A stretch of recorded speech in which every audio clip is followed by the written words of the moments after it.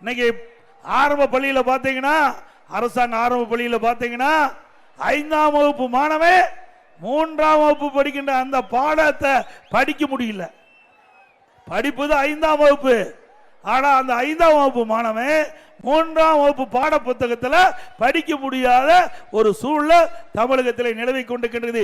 இப்படிப்பட்ட சூழ்நிலையில் இன்றைய முதலமைச்சர் இன்றைக்கு ஒரு நாடகத்தை அரங்கேற்றி தமிழகத்திலே கல்வி வளர்ச்சி அபரிதமாக இருப்பதை ஒரு தோற்றத்தை உருவாக்குவதற்காக இன்றைக்கு ஒரு நிகழ்ச்சியை ஏற்பாடு பண்ணியிருக்கிறார்.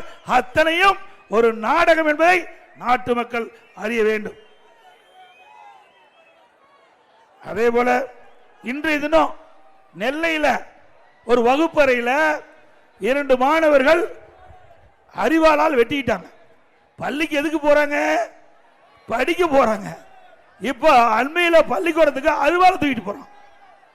அரிவாளை தூக்கிறதுக்காக பள்ளிக்கூடம் நடத்துறாங்க.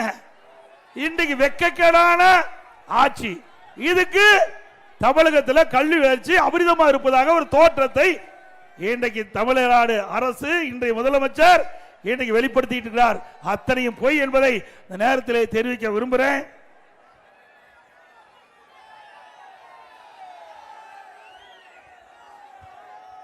அதோட இன்றைய தினம்